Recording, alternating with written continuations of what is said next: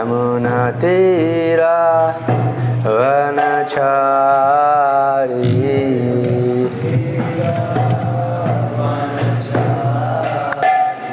यमुना तीरा वनचारी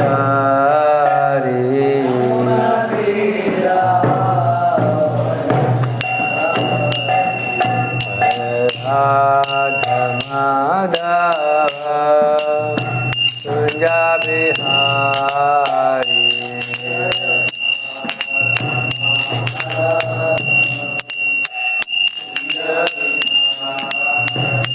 जय गोपी जनवल्लभ गिरिवरधारी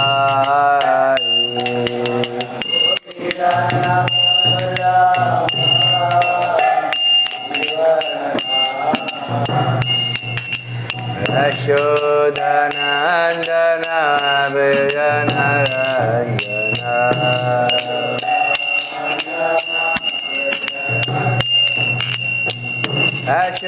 यशोदनन्दन विजन रञ्जन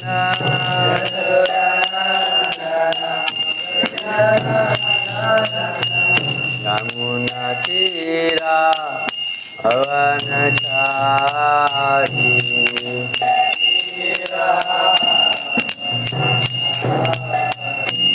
यमुना तीरा वनचारी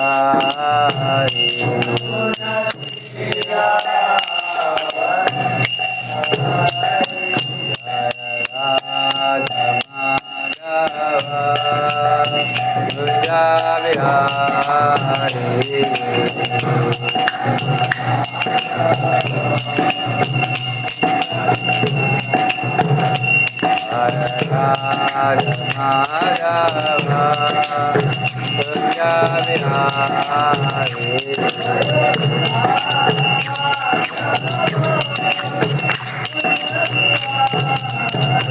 जय गोपी जनवल्लभ गिरिवरधारी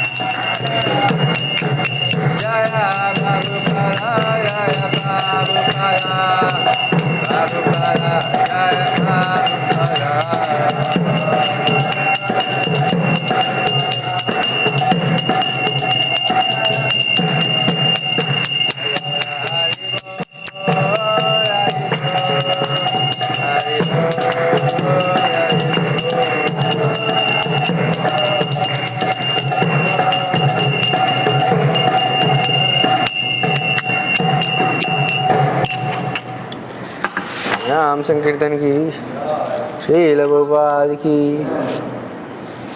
ओम नमो भगवते वासुदेवाय।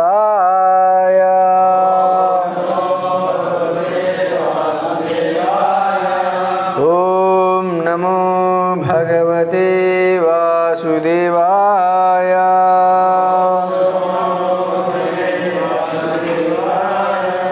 ओम नमो भगवते वासुदेवाय।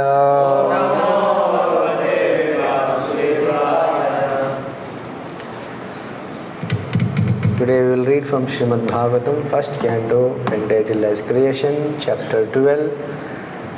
Title is Birth of Emperor Parikshit. And today's verses are 10 and 11. First I will recite 10th and then we will recite together 11th verse. Astra teja swagadaya niharam निहारामिव गोप्यते विदमन्तं सन्निकर्षे परैक्षतक इति असो. The Lord was thus engaged in vanquishing the radiation of the Brahmastra, just as the sun evaporates a drop of dew. He was observed by the child who thought about who he was. Text 11. Now we will recite. Viduya tad ameyatma Bhagavan dharma vibhu Mishato dashamanasya Tatraiva antaradade hari Viduya tat ameyatma Bhagavan dharma vibhu Mishato dashamasasya Tatraiva antaradade hari Tatraivantartade hari Viduya tat ameyatma Bhagavan dharma vibhu Mishato dashamasasya Tatraivantartade hari. बोलिए.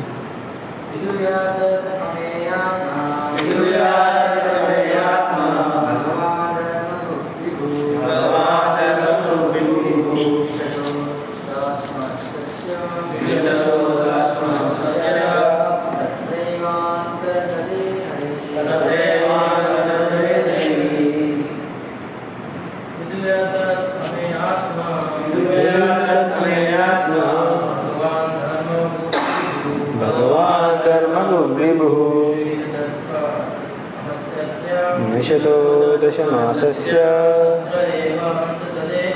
तत्रैवान्तर्ददे हरिः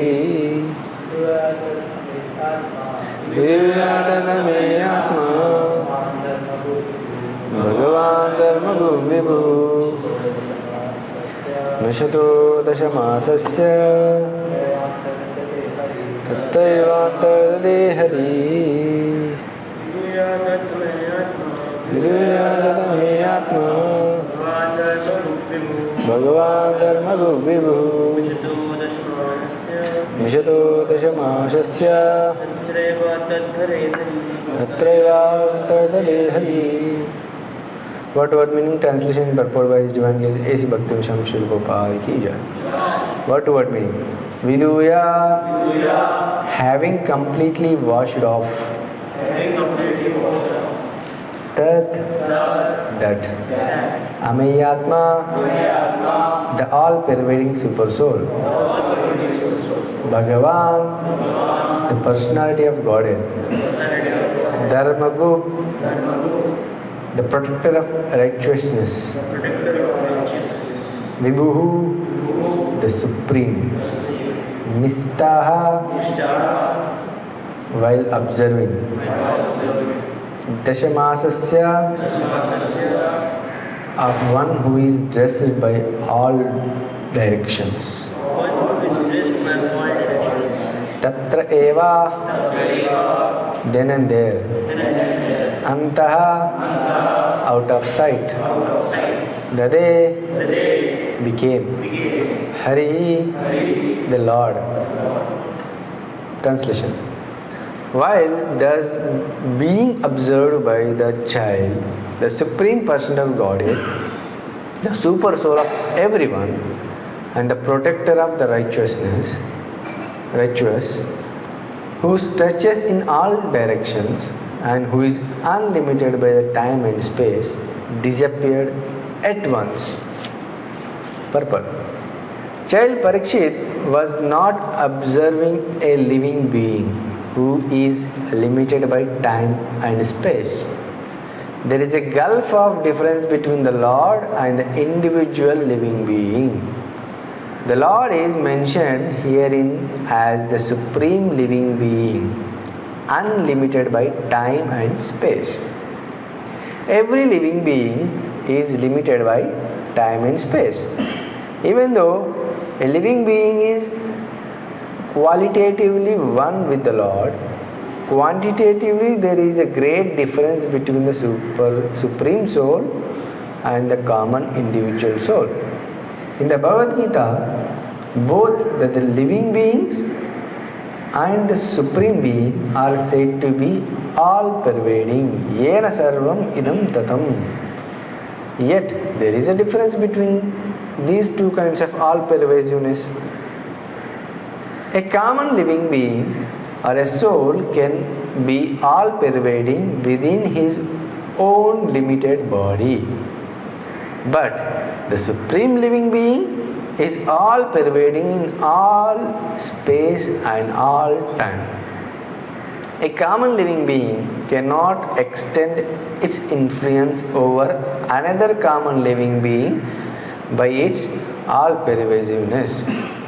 But the supreme super soul, the personality of Godhead, is unlimitedly able to extend his influence over all places and all times and over all living beings.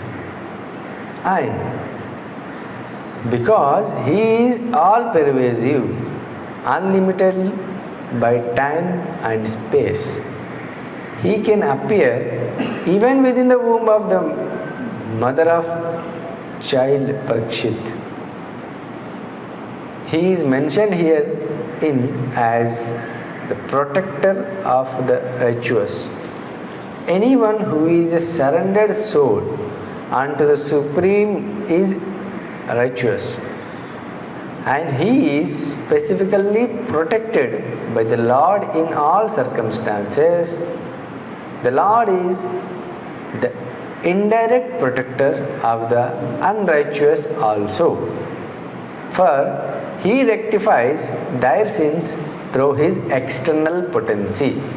The Lord is mentioned herein as one who is dressed in the 10 directions.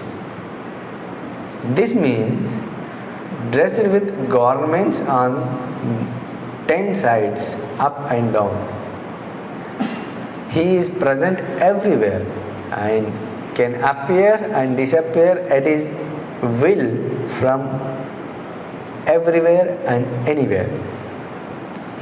His disappearance from the sight of the child Parikshit does not mean that he appeared on the spot from any other place. He was present there, and even after his disappearance, he was there. Although invisible to the eyes of the child, this material covering of the effulgent firmament is also something like a womb of the mother nature, and we are all put into the womb by the Lord, the Father of all living beings. He is present everywhere. even in this material womb of Mother Durga. And those who are deserving can see the Lord. मम ज्ञानतिमिरन्धस्य ज्ञानाञ्जनशलाकया चक्षुर्मिलितं येन तस्मै श्रीगुरवे नमः. श्रीचैतन्यमनोभीष्टं स्थापितं येन भूतले स्वयं रूपा कदा मह्यं ददाति स्वपदाङ्कितं. वन्देऽहं श्रीगुरो श्रीयुतापदकमलं श्रीगुरुन् वैष्णवंश श्रीरूपं साग्रजातं सहगना रघुनाथानुतन्तं सजीवं साद्वैतं सावधूतं परिजनासहितं कृष्णचैतन्यदेवं श्रीराधा कृष्णपादान् सहगना ललिता श्रीविशाखान्वितंश्च. नमो विष्णुपादाय कृष्णपृष्ठाय भूतले श्रीमते भक्तिवेदान्तस्वामीति नामिने. नमस्ते सारस्वती देवी गौरवाणी प्रचारिणे निर्विशेषशून्यवादी पाश्चात्यदेशतारिणे. नमो महावन्याय कृष्णप्रेमप्रदायते कृष्णाय कृष्णचैतन्यनामिने गौरद्विषे नमः. हे कृष्णा करुणा सिन्धु दीनबन्धु जगत्पते गोपेश गोपिका कांता राधा कांता नमोस्तुते. तप्त कांचन गौरांगी राधे वृंदावनेश्वरी वृषभानुसुते देवी प्रणमामि हरिप्रिये. जय श्री कृष्ण चैतन्य प्रभु नित्यानंद श्री अद्वैत गदाधर शिवासादि गौरभक्तवृंद. हरे कृष्णा कृष्णा कृष्णा हरे हरे हरे राम राम राम हरे हरे. हरि ओम तत्सत. Now the conversation is going on, the context is going on, the saving of the Parikshit Maharaj and the birth. And previously we saw that Ashwatthama, he released the Brahmastra to kill the last hair of Pandavas. And he released, targeting the womb of Mother Uttara. And after releasing, that Brahmastra, that nuclear weapon, straightly targeted the womb of Uttara. In the womb, Maharaj Parikshit is situated. And Lord wants to protect his devotees. We know the appearance of the Lord, he does few things. As per the Bhagavad Gita, what he does? Paritranaya sadhunam विनाशाय च दुष्कृताम धर्म संस्थापनार्थाय संभवामि युगे युगे. और एक श्लोक,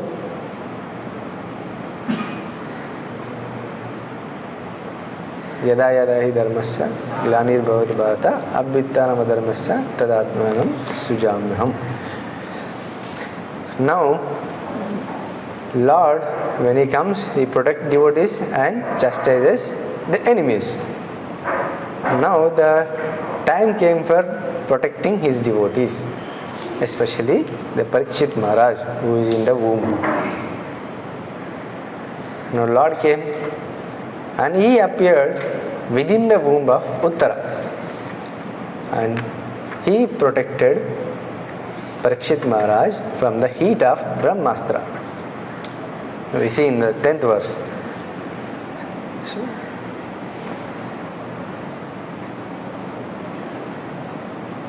The Lord was thus engaged in vanquishing the radiation of the Brahmastra. Astra Teja Swagadaya. Lord appeared in the womb with his Gada, with his club, and constantly encircled him like a shooting star. And what he did? विद्वंथम संनिकर्षे प्रयक्षिता का इति असौ. उन्होंने क्या किया? Lord is evaporated the radiation, vanquished the radiation from the Brahmastra, just like a sun evaporates the drop of dew. Especially in the winter season, we see There is so much fog everywhere. That fog cannot be dissipated by any other means except from the sun rays. If you try so many other ways, heating up the place, so many things, but it cannot give the feasible solution. Only when the sun rises with his rays only, the entire fog will be dissipated, and then we can get a clear vision. Similarly, the Lord who appeared in the womb of Mother Uttara with his club, he vanquished the radiation from the Brahmastra. And then, after task is completed, he will leave eventually. Now, the verse 11 states, while thus being observed by the child, the Supreme Person of Godhead, the Super Soul of everyone and the Protector of the righteous, who stretches in all directions and who is unlimited by the time and space, disappear at once. Tatraivantar antar dadhe harihi. At once he disappeared from the womb. भगवान एक क्षण में अंतर्धन हो गए, अंतर्धे, अंतर्धे, out of site.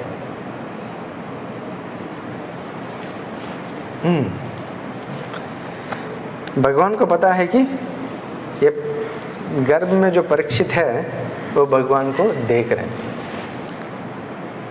उनको पता है ये जो चाइल्ड है परीक्षित महाराज भगवान को देख रहे हैं, और भगवान ने उनको दर्शन भी दिया, और दर्शन देके अपना काम किया और उधर से अदृश्य हो गए. और इसके बाद जो बच्चा जन्म हुआ परीक्षित महाराज, और पूरा जीवन भर वो खोजने लगा कि कौन है वो मेरा को रक्षा दिया, माँ के गर्भ के अंदर मेरे को ब्रह्मास्त्र से बचाया, वो कौन है. वो सबको एग्जामिन करने लगते थे, सबको परीक्षा करने लगते थे. इसके लिए उनका नाम पड़ा परीक्षित, और हर एक को खोजते लगा पूरा जीवन भर. एक बार एक फल के लिए भगवान का दर्शन मिला और पूरा जीवन भर भगवान के लिए शरणागत हो गए. बहुत अद्भुत है ना. भगवान ऐसे ही करते हैं. थोड़ा छेकने के लिए अपने भक्ति में रस दे देते, और वो रस प्राप्त करने के लिए उनकी सारे भक्तगण पूरा जीवन भर प्रयास जारी रखते हैं. जय श्री श्री राधा माधव की जय, श्री श्री जगन्नाथ बलदेव सुभद्रा सुदर्शन की जय, श्री श्री गौर निताई की. अगर कृष्ण भगवान चाहे तो परीक्षित महाराज को किसी और की माध्यम से भी रक्षा कर सकते थे, है ना. हम काफ़ी जगह पे सुनते हैं कि भगवान कभी कभी साक्षात आके करते हैं, और कभी कभी उनकी एनर्जी के शक्ति के माध्यम से मदद करवा देते हैं, और कभी कभी उनका शिष्यों के और उनका भक्तों के मदद से काम करवा देते हैं. भगवान को साक्षात आने के स्वयं आने की जरूरत ही नहीं, लेकिन भगवान इधर कृष्ण भगवान स्वयं आके परीक्षित महाराज को रक्षा करता है. क्यों? हाँ, मदर उत्तरा ने भगवान को पास जाके प्रार्थना करती, पाही पाही, I forgot the verse. She goes to Krishna and pleads to Krishna, बचाओ, रक्षा करो, मेरे गर्भ के अंदर जो चेल है उनको रक्षा करो. हमको मालूम है भगवान अपने वाणी में खड़े नहीं होते, लेकिन भक्तों के वाणी पे जरूर खड़े हो जाते हैं, उसको पूर्ण करते हैं. ऐसा कहाँ सुनते हैं हम भागवतम में. जब भीष्मदेव ने वचन लिया था कि प्रण लिया कि क्या प्रण लिया था वो, हाँ, अर्जुन को मार दूंगा नहीं तो कृष्ण भगवान का जो व्रत था शस्त्र नहीं उठाने का, मैं उसको तोड़वा दूंगा। कृष्ण भगवान को शस्त्र उठाए के लिए मैं कोशिश करूँगा। और भगवान ने जो अपने वादा दिया कि मैं किसी के साथ नहीं लड़ूंगा, मैं अस्त्र शस्त्र नहीं उठाऊंगा करके पहले ही वचन दे दिया। लेकिन भगवान अपने वचन को तोड़ दिया और भक्तों के वचन को पूरा करने के लिए हमेशा तैयार रहता है। ठीक वैसे ही इधर परीक्षित महाराज को बचाने के लिए भगवान स्वयं आया, मदर उत्तरा कहने पर और प्रार्थना करने पर।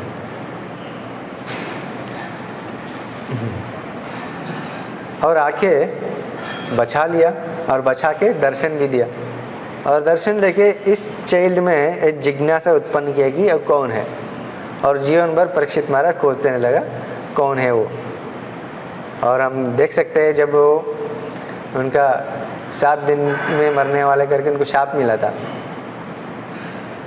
और उस समय पे भी वो खोजने लगा कौन है वो। और खोजते खोजते उनको क्या मिला? श्रीमद् भागवतम मिला। श्रीमद् भागवतम उनको मिला और श्रीमद् भागवतम सुन के उनको पता चला कि और वो जो मेरे को रक्षा करने के लिए आया और कोई नहीं है, वही कृष्ण भगवान है। उनको समझ में आया। देखिए, शास्त्र और साधु भक्तों के संग में आने से भगवान के बारे में जानकारी मिलता है।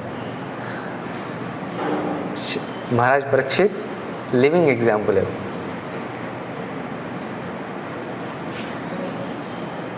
हम देख सकते हैं कृष्ण भगवान इधर ही नहीं, कई जगह पे भागवत में वो साक्षात आके वो मदद करता है ना भक्तों को। जैसे कि कृष्ण भगवान के बाल लीला में हम देख सकते हैं कि जब सारे ग्वाल बाल जो है आगासुर का मुंह में प्रवेश करता है, और उस समय शुरुआत में वो डरने लगता है, अरे भाई कहाँ जा रहे हैं हम लोग। और बाद में उन लोग याद आता है कि कृष्ण भगवान हमारे साथ है तो डरने की क्या जरूरत है।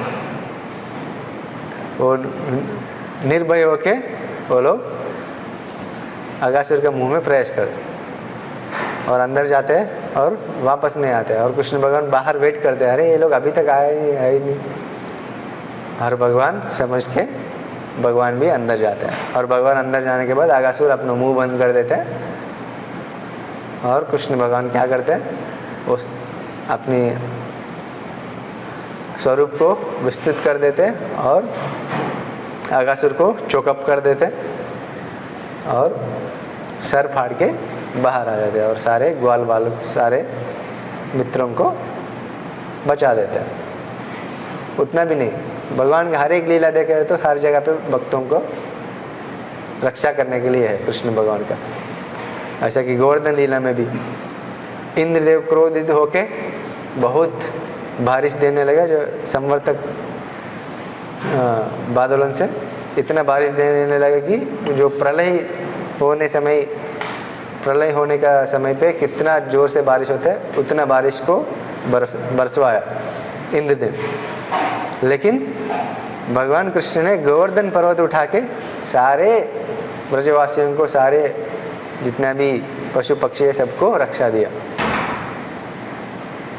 देख सकते हैं ये सारे कोई मिथ्या नहीं है, ये सारे सच है। अभी भी हम जाते तो जगह जगह वो लीला का स्थली है। काफ़ी लोग वो मिथ्या है, फिक्शन है, स्टोरीज है करके जो भगवान के ऊपर जिनको विश्वास नहीं है वो सब ऐसे बोलने लगते हैं। लेकिन ये सारे सच है, क्योंकि जो प्लेसेस है, जो पास्ट टाइम प्लेसेस है अभी भी उपलब्ध है।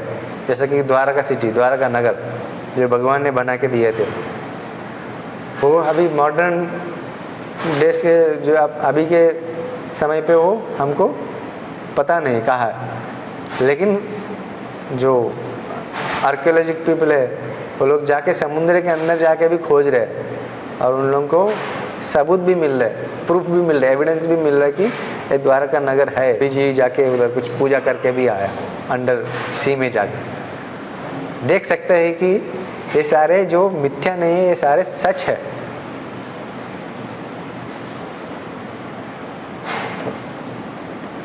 और इससे हमको पता चलता है कि भगवान का जो लीला जो स्थली है वो अभी भी उपलब्ध है। ऐसा नहीं कि ये टाइम पे आ गया, चला गया, ख़त्म हो गया। इसलिए भागवतम में जो भी भगवान की कथा है सिर्फ पिछली युग के भी नहीं, बहुत सारे कल्पों के पहले का स्टोरीज भी है। जैसा कि गजेंद्र मोक्ष, वो पता नहीं किस कल्प में, किस वर्ष में हुआ, बहुत पुराने।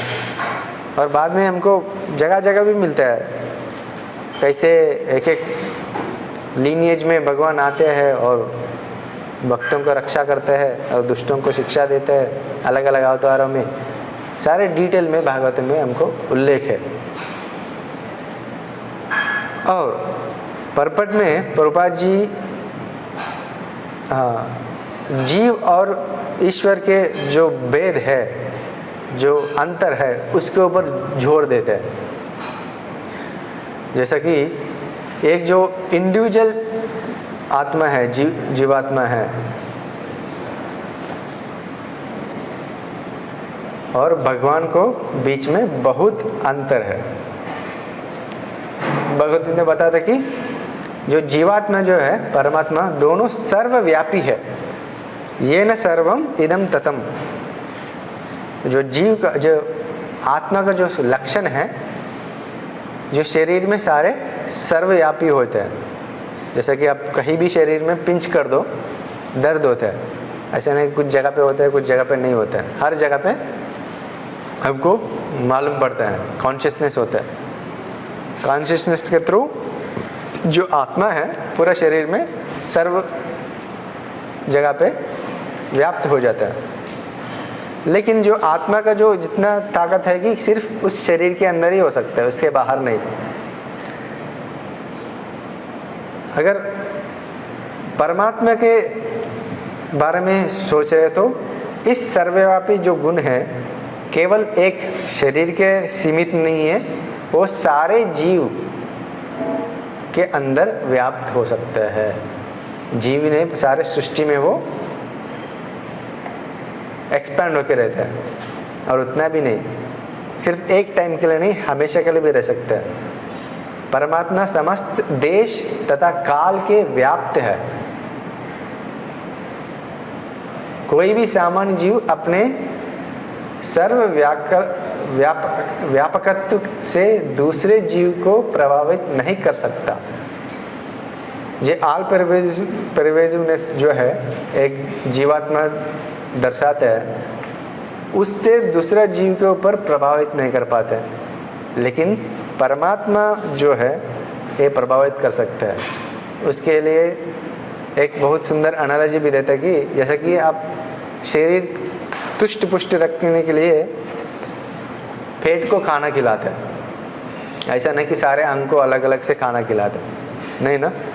सिर्फ पेट को खाना खिलाने से क्या होगा, सारे अंग जो शरीर में हैं वो सारे तुष्टि और पुष्टि उसको मिल जाते हैं और हेल्दी रहते हैं। जैसे कि एक पेड़ में आपको पानी देना चाहते हो, हर एक पत्ते, पौधा, फूल, फल सब जगह देने की ज़रूरत नहीं। सिर्फ आप जड़ में पानी देने से सारे पेड़ में जितना भी अंग है वो सारे हेल्दी रहते हैं। ठीक वैसे ही जब परमात्मा का रूप में भगवान जो है सर्वव्यापी है, हर एक जीवों के अंदर और सारे सृष्टि, देश, काल, परिस्थिति के प्रभाव के बिना हर जगह पे वो व्याप्त हो सकता है। लेकिन एक जीवात्मा जो है सिर्फ अपने शरीर के अंदर सीमित है। ये बहुत सोचनीय बात है, कंटेम्पलेशन करने की बात है। जैसा कि फॉर एग्जांपल अगर आपको कुछ बीमारी हो गई, शरीर में कुछ तकलीफ़ है, आप क्या करते हैं? तुरंत जाते हैं डॉक्टर के पास। और डॉक्टर क्या करता है? आपको ही क्वेश्चन करते हैं वापस, क्या हो रहा है आपका, क्या दर्द हो रहा है, कहाँ दर्द हो रहा है, कैसे है, कब से है, क्या खाया, क्या किया आपने। प्रश्न उत्तर पूछ के ही सारे आपका रूट खाजे हुए निकाल देते हैं। आपका बीमारी का क्या कारण है बता देता है। इसके लिए एक स्टोरी याद आ रहा है मेरे को। एक बार एक व्यक्ति ने गया और डॉक्टर के पास जाके, डॉक्टर साहब बहुत पेट दर्द हो रहा है, बहुत पेट दर्द हो रहा है, क्या हो गया, क्या खाया? मैंने एक केला खाया। बस एक केला? एक केला खाने से पेट दर्द नहीं होना चाहिए। ठीक है, आप सच बताओ सुबह से क्या क्या खाया? और बोलने लगते बड़े लिस्ट, सुबह ये ब्रेकफास्ट खाया, उसके बाद ये ब्रंच खाया, उसके बाद ये खाया, वो खाया, ऐसा करके लिस्ट बताने लगते हैं। और दोपहर को जब एक केला खाया तब जाके शरीर पेट में दर्द होने लगा। वैसा ये मूर्खत्व है, उनको पता नहीं कि शरीर कैसे काम नहीं करता है, कैसे काम करता है करके। इसलिए हमको समझने की बात यह है कि इस शरीर को सिर्फ इंडिविजुअल जो जीवात्मा है इसी के अंदर जो स्थित है वो जान कर सकते हैं, और सर्व जीवों में, सारे जीवों में रहने वाले जो परमात्मा के रूप में भगवान है उनको मालूम है, और किसी को भी नहीं मालूम। ये सच है। 13 अध्याय में भगवद गीता में भगवान स्पष्टीकरण दे रहे हैं, क्षेत्र क्षेत्रज्ञोर विभागम। एक मिनट,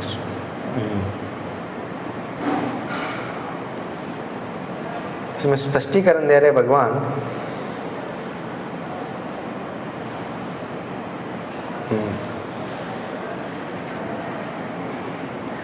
क्षेत्रज्ञं चापि मां विद्धि सर्वक्षेत्रेषु भारसा, क्षेत्र क्षेत्रज्ञानं यत्तज्ज्ञानं मतं मम।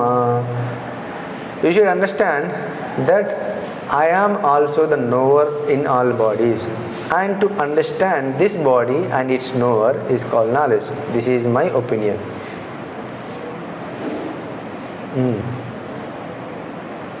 भगवान स्पष्टीकरण दे रहे हैं कि 13वें अध्याय में कि ये शरीर है, सिर्फ जो आत्मा जो प्रोसेस करते हैं वो जानकारी प्राप्त करते हैं, और भगवान जानकारी पा सकते हैं, और कोई नहीं। लेकिन हम विश्वास रखते हैं कि सारे जो भी है, डॉक्टर के पास जाते हैं और बोलते हैं कि ऐसे इलाज करो।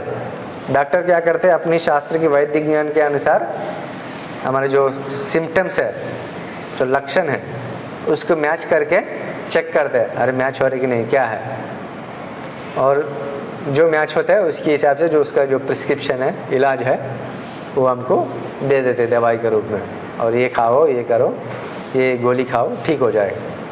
वो ठीक हो जाता है। क्या है ना, उधर अनुमान प्रमाण से वो डॉक्टर जो है हमको वैद्य कर रहा है।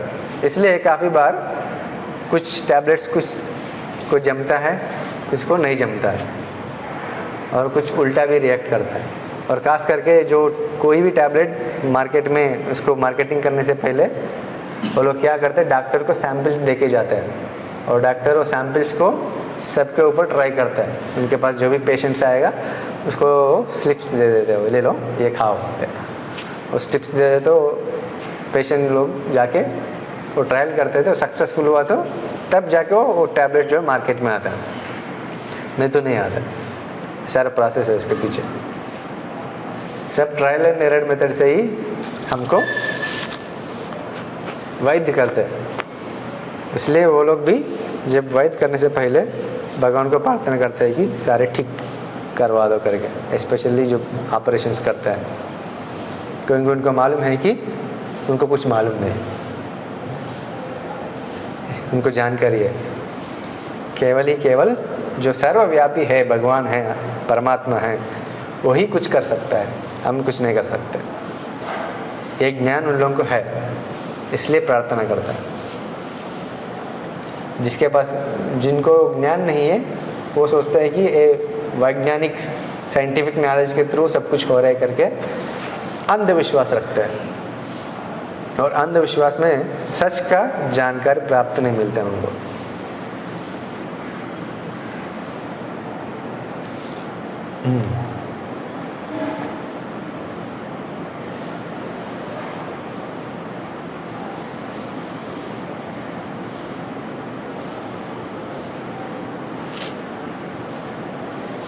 और इसको हमको सारे सही ढंग से हमको एक इस ज्ञान को प्राप्त करने के लिए हमको शास्त्र का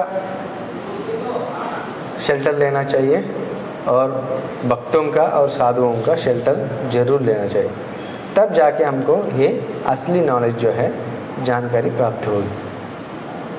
जैसे कि परीक्षित महाराज वो खोजने लगा कि कौन है वो, और अंत में वो भागवतम का शरण लिया और परीक्षित महाराज जैसा साधुओं का संग लिया, शेल्टर लिया, तब जाके उनको वो कौन है करके मालूम पड़ा।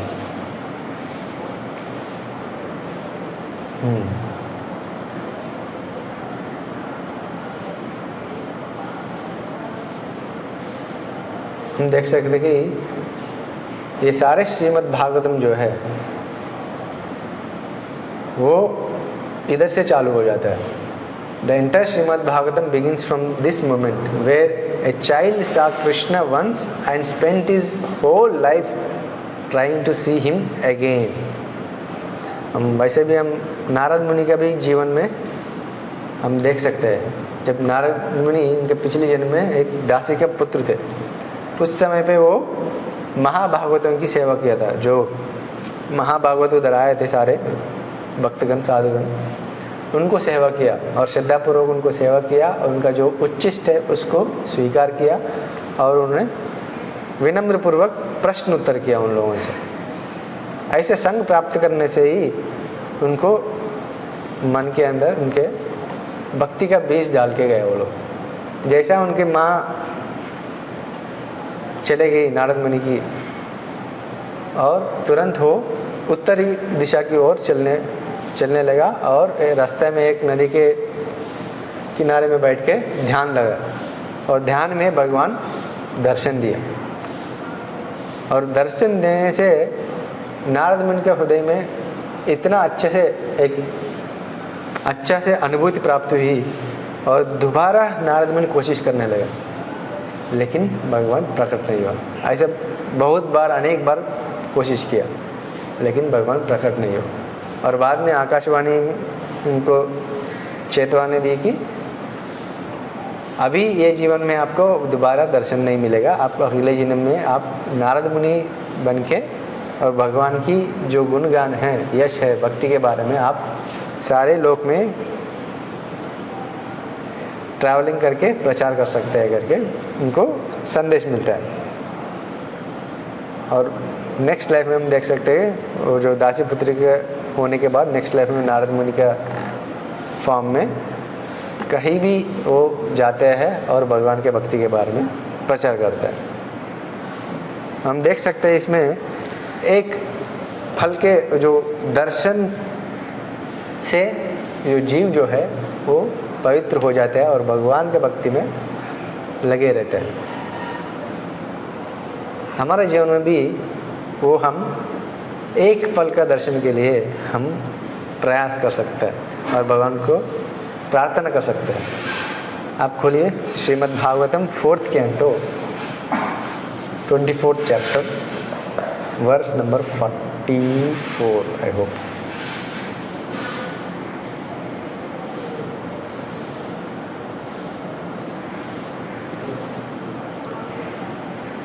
Verse number 44 4:24 44। हाँ, इसमें प्रसंग ये चलता है कि लॉर्ड शिवा 4:24 44 इधर क्या होते हैं, जो प्रचेता जो है वो बहुत तपस्या करके भगवान को प्रसन्न कर देते हैं और प्रसन्न होने के बाद उधर शिव जी आके उन लोगों को शिक्षा देते हैं प्रचेतास को। और शिक्षा देते हुए ये बताते हैं, इसमें रुद्र गीत कहलाता है भागवतम में, उसमें से कुछ श्लोक है। इसमें भगवान के जो दर्शन के बारे में, रूप के बारे में, सुंदरता के बारे में कुछ श्लोक वर्णन है। हम देखेंगे वो क्या क्या है। मेरे पीछे बोलिए। दर्शनम नो दिदुक्षूनाम देहि भागवत अर्चिताम रूपं प्रियतमं स्वानां सर्वेन्द्रियागुणाञ्जनं. My dear Lord, I wish to see you exactly in the form that you are very dear devotees worship. You have many other forms, but I wish to see your form that is especially liked by the devotees. Please be merciful upon me and show me that form. For only that form worshipped by the devotees can perfectly satisfy all the demands of the senses. इधर शिव जी ये श्लोक गा रहे हैं, भगवान को प्रार्थना कर रहे कि भगवान मुझे ऐसा दर्शन दीजिए कि जो आपका रूप में भक्त हमेशा आपको पूजा सेवन करते हैं, उस रूप को मेरे को दर्शन दिलाइए ताकि जो मेरे सारे सेंसेस का जो डिमांड्स है वो पूर्ण हो सके. आगे श्लोक. स्निग्धा प्रभु घनश्यामं सर्वसौंदर्य संग्राहं चारुयता चतुर्बाहु Sujata रुचिराननं पद्मकोशाफलक्षानं सुन्दरबृहत्सुनासिकं सुद्विजं सुखपोलास्यं समाकर्णविभूषणम्. The Lord's beauty resembles a dark cloud during the rainy season. As the rainfall glistens, his bodily features also glisten. Indeed, he is the sum total of all beauty. The Lord has 4 arms and an exquisitely beautiful face with eyes like lotus petals, a beautiful highly raised nose, a mind attracting smile, a beautiful forehead, and equally beautiful and fully decorated ears. इसमें बता रहा कि कैसे भगवान की जो सुंदरता के बारे में शुरुआत किया. कैसे है वो? स्निग्ध प्रभुत घनश्यामम, glistening rainy season dark cloud. This is the color beauty of the Lord Krishna. We call it Shyama Sundar, right? That Shyama is nothing but the dark rainy season cloud which glitters, which shines. That is the actual color of the Krishna. His bodily features also glisten. Indeed, he is the sum total of all beauty. वो पूरा सौंदर्य का पूर्णत्व है. Lord has 4 arms. भगवान के 4 हाथ हैं और exquisitely beautiful face with eyes like lotus petals. Lotus petal जैसा eyes है और हाईली रेज नोज है, अट्रैक्टिंग स्माइल है और बहुत सुंदर फोरहेड है और बहुत अच्छे से डेकोरेट किया हुआ ईयर्स है. और आगे प्रीति प्रहसितापांगम अलाकैरूपशोभितम् लसत् पंकज किंजलका दुकूलं मृष्टकुंडलम स्फुरत् किरीटबालाय हरानूपुरमेकलम शंखचक्रागदा पद्मा मालामणि उत्तमार्धिमत्. The Lord is super excellently beautiful on account of his open and merciful smile. and his sidelong glances upon his devotees. His black hair is curly, and his garments waving in the wind appear like flying saffron pollen from lotus flowers. His glittering earrings, shining helmet, bangles, garland, ankle bells, waist belt, and various other bodily ornaments, combined with conch shell, disc, club, and lotus flower, to increase the natural beauty of the Kaustubha pearl on his chest. ये attributes है भगवान कैसे सुंदर से सज्जित है. The Lord is super excellently beautiful on account of his open and merciful smile.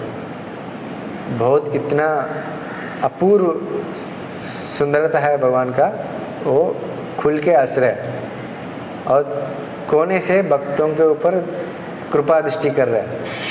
और उनका जो बाल है वो गुंगराल है, और उनका जो पहना हुआ वस्त्र जो है, गॉर्नमेंट जो है, हवा के वजह से वो उड़ रहा है. और ऐसा उड़ रहा है कि जैसा कि जब हवा आते तो जो फूल का जो पंखुड़ी होते हैं, जो पोलेंस होते हैं, वो कैसे हिलते हैं, वैसे भगवान के ऊपर जो गॉर्नमेंट्स है, चमकता हुआ किरीट मुकुट पहना हुआ भगवान, पगड़ी नहीं, और उनका सुंदर से बैंगल्स है और गार्लैंड है और वेस्ट बेल्ट है, और वो चारों हाथ में काजल, डिस्क, क्लब और लोटस पकड़ा है, और चेस्ट के ऊपर कौस्तुभ मणि है. और आगे सिंहस्कंदा त्विशो बिभ्रत सौभगा grieve कौस्तुभम श्रियानपायिन्यत क्षिप्ता निष्काशमोरसोल्लसात्. The Lord has soldiers just like a lions. Upon these shoulders are garlands, necklaces, and epaulets, and all of these are always glittering. Besides these, there is a beauty of the Kaustubha Mani pearl, and on the dark chest of the Lord there are streaks named Srivatsa, which are the signs of goddess of fortune. The glittering of these streaks excels the beauty of the golden streaks on the gold testing stone. Indeed, such beauty defeats a gold testing stone. और इतना सुंदर से सज्जित है, और उनका जो shoulders है वो लायन जैसा है, और उसके ऊपर गार्लैंड है, नेकलेसेस है, सारे मणि हैं, बहुत सारे हैं. और कौस्तुभ मणि चेस्ट के ऊपर है, उसके बगल में क्या है, चेस्ट के ऊपर श्रीवत्स चिह्न है, जो वाइट हेयर्स भगवान के छाती के ऊपर रहते हैं, जो लक्ष्मी का निवास स्थान है. उसके पीछे एक पास्टम भी है, कैसे भृगु मुनि जाके भगवान को टेस्ट करते हैं और छाती पे लात मारते हैं, और उस जगह हो जाते हैं लक्ष्मी देवी का निवास स्थान बन जाता है, और उसको श्रीवत्स चिह्न कर लेते हैं.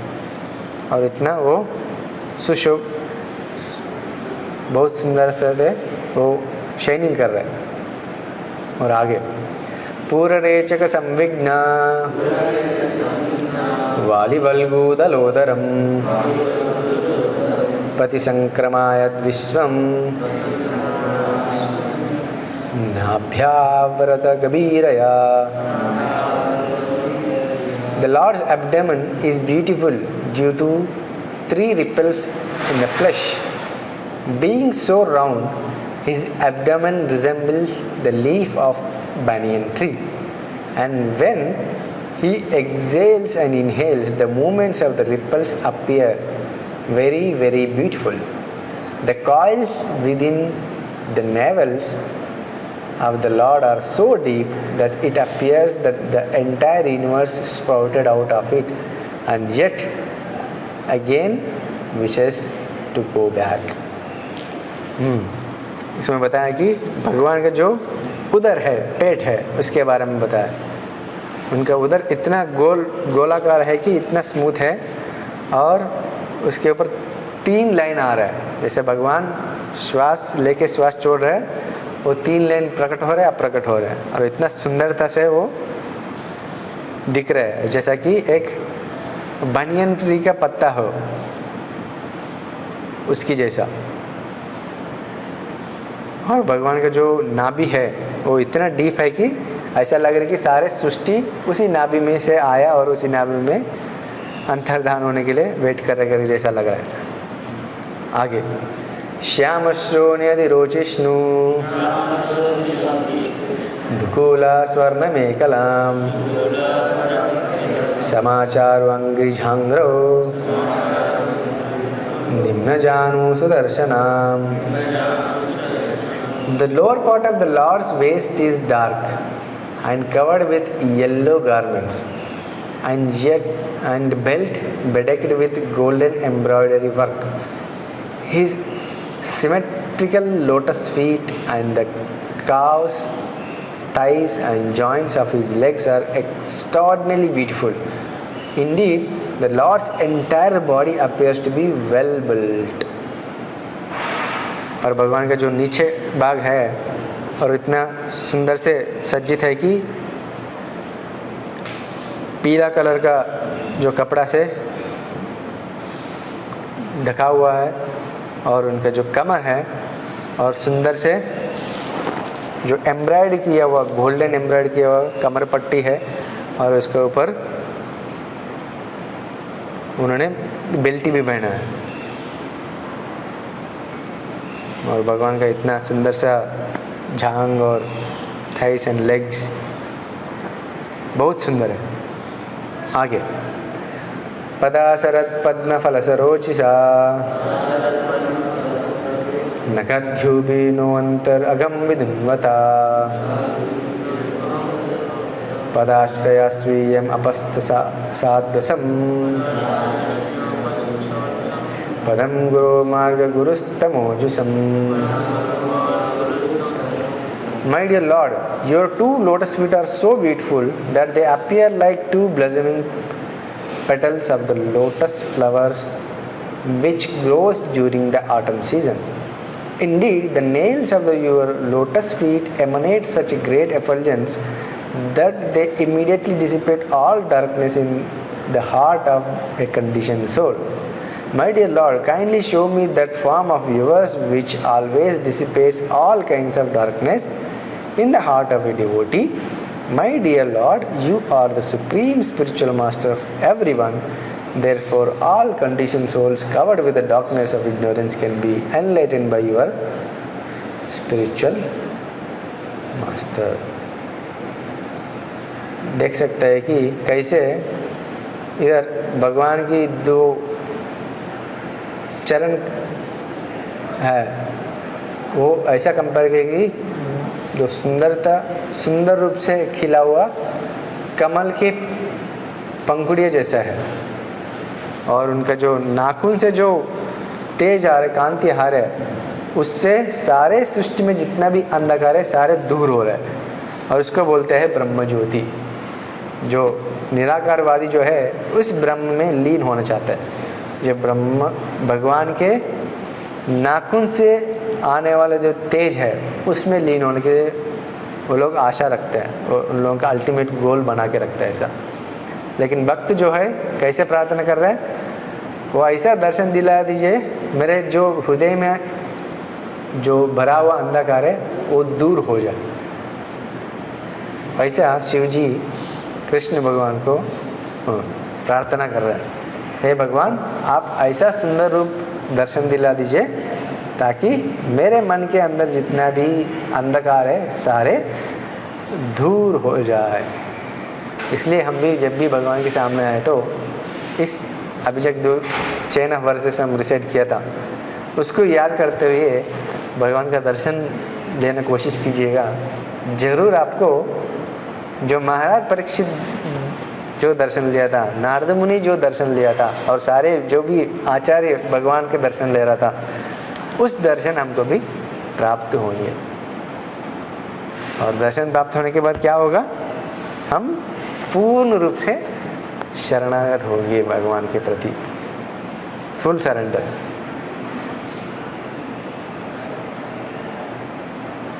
है ना?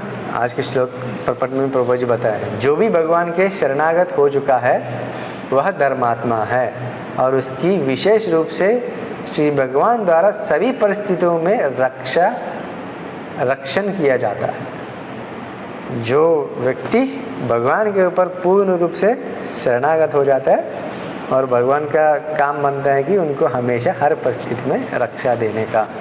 हम देख सकते हैं प्रहलाद महाराज का जीवन चरित्र में कैसे वो हमेशा पूर्ण रूप से भगवान का ऊपर निर्भर है, शरणागति ले लिया।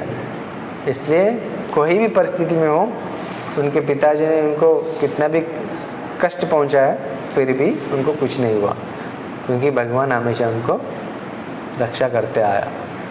ठीक वैसे ही हम भी, जैसा शिव जी ने बताया कि उस रूप को दर्शन पाने के लिए हम भगवान के सामने प्रार्थना कर सकते हैं, ताकि हम भी भगवान का दर्शन लेके पूर्ण रूप से उनको शरणागत हो सकते हैं और भगवान हमेशा हमारा रक्षा करेंगे। ऐसा नहीं कि जो शरणागत लेते हैं उसका ही रक्षा करेगा, जो नहीं लेते हैं उनका भी रक्षा करेगा। कैसे? उनके शक्तियों के माध्यम से। उनका जो बहिरंग शक्ति जो है, भगवान की माया शक्ति जो है, उसकी रूप से वो सारे जो व्यक्ति है, जो जीवराशि है भगवान के प्रति सरेंडर नहीं है, उनको भी भगवान रक्षा करते हैं उनकी एक्सटर्नल एनर्जी के माध्यम से।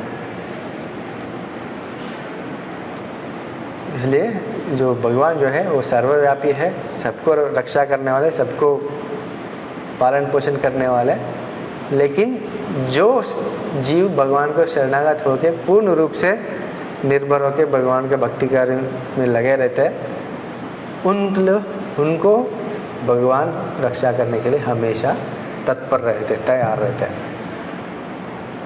ये शिक्षा हमको भगवान कितना भी अनेक अवतारों में आते हैं, हर एक अवतार में ये शिक्षा हमको अपनी कार्यकलापों से दर्शाते हैं। ठीक है, मैं इधर ही विराम देता हूँ। किसी कुछ प्रश्न? ठीक है। गद्रा श्रीमद्भागवतम की, श्रील गोपाल की।